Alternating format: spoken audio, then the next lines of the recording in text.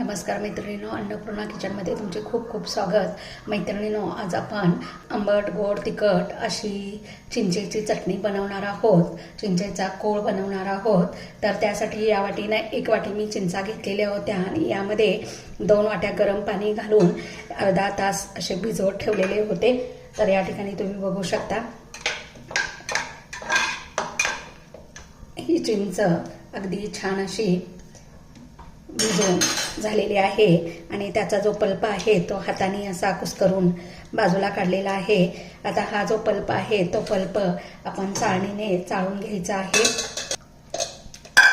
म्हणजे यातल्या बिया आणि जे बाकीचे धागे वगैरे आहे ते बाजूला निघतात। ते बघू शकता। आता पुन्हा हे त्या भांड्यामध्ये काढून घ्यायचं आहे। त्याच्यामध्ये 2 वाट्या थंड पाणी घालायचं आहे, थंड म्हणजे रूम टेम्परेचरचं पाणी घालायचं आहे आणि पुन्हा एकदा हे मिक्स करून घ्यायचं आहे आणि पुन्हा ह्याला गाळून घ्यायचं आहे, जेणेकरून राहिलेला जो भाग आहे चिंचेचा तोही निघून जातो। असा हा आपला चिंचेचा पल्प तयार झालेला आहे। आता ही चटणी करण्यासाठी मी गॅसवर एक कढई ठेवलेली आहे। या कढईमध्ये मी 1 चमचा तेल घालत आहे। यामध्ये मी थोडंसं जिरं फोडणीसाठी घालत आहे। जिरं तडतडलं की याच्यामध्ये हा जो चिंचेचा आपण कोळ करून घेतलेला आहे तो घालायचा आहे।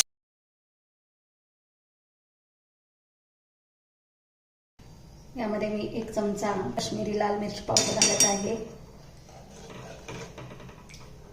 अर्धा चमचा आमचूर पावडर घालत आहे। ज्या वाटीनं चिंच घेतलेली होती त्याच वाटीनं 1 वाटी गूळ घेऊन यामध्ये घालत आहे।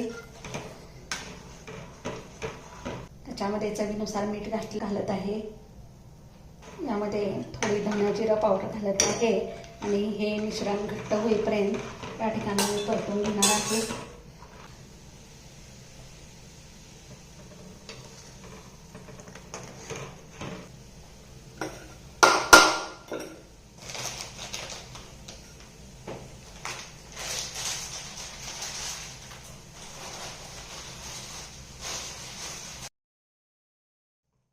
इथे तुम्ही बघू शकता मस्त अशी आपली चिंचेची चटणी तयार करून झालेली आहे।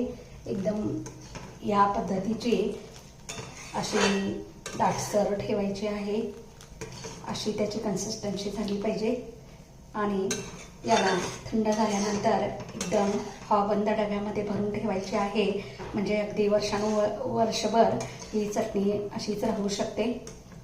तर इथे तुम्ही बघू शकता मस्त अशी आपली या ठिकाणी चिंचेची चटणी तयार करून झालेली आहे।